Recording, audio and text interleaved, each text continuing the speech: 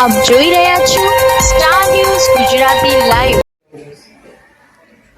Star news Gujarati લાઈવમાં આપનું હાર્દિક સ્વાગત છે। હું છું દિયા ગોર, સત્યની સાથે જનતાનો અવાજ। આવો જાણીએ આજના મુખ્ય સમાચાર।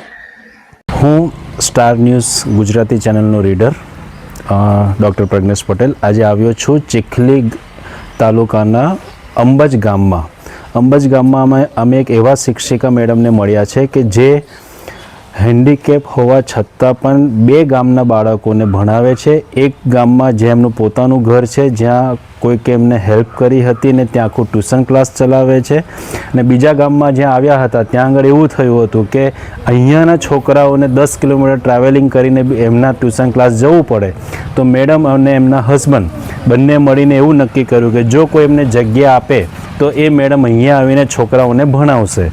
તો હું તમને ઇન્ટ્રોડ્યુસ કરાવું છું મેડમ સાથે। મેડમ, તમારું નામ?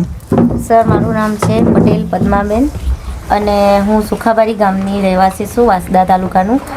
અને આજે જે ધવલભાઈ ખત્રી જે બે હાથ નથી છતાં એટલા સરસ પેઇન્ટર છે, એમ કહેવાય કે સેકન્ડો કે મિનિટોની અંદર ખૂબ જ સારી એવી ડ્રોઈંગ બનાવે છે, ને એ વ્યક્તિ આજે અહીં આવ્યા અને અમારા ટ્યુશનના બાળકોને મુલાકાત લીધી અને બાળકોને કંઈક શીખવા મળ્યું એમના થ્રુ કે આપણી પાસે બધું જ હોવા છતાંય આપણે કંઈક વસ્તુ થાય છે કે ટીચર અમારથી આ નથી થતું, ટીચર અમારાથી ડ્રોઈંગ નથી થતી, આકૃતિ નથી બનતી, તો ધવલભાઈ થ્રુ એક પ્રેરણા મળી છે કે એમના હાથ નથી છતાં એ બહુ જ સારી એવી પેઇન્ટિંગ કરે છે। તો એમને જોઈને અમારા બાળકો ખૂબ જ ખુશ થયા અને એમના થકી આ બુક વિતરણ કર્યું અને એમને જે કંઈ અને તમે અહીંયા બે ગામમાં જે સેવા આપો છો, ટ્યુશન ક્લાસ ચલાવો છો, તો તમને એવું કેમ લાગ્યું કે બે ગામમાં જવું જોઈએ તમારે? એકચ્યુઅલી આ બાળકો વરસાદ હોય છતાં પણ એ લોકો ત્યાં સુખાબારી મારા ઘર સુધી આવતા હતા ટ્યુશનમાં, અને બીજું કે એ લોકો વાનમાં આવતા હતા, અને અહીંયાના એરિયાના મોટાભાગેના જે વાલીઓ છે તે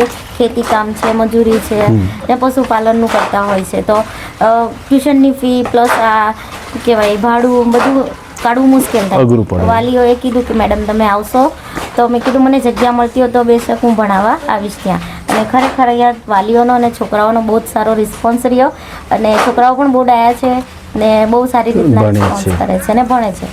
thank you so much ma'am.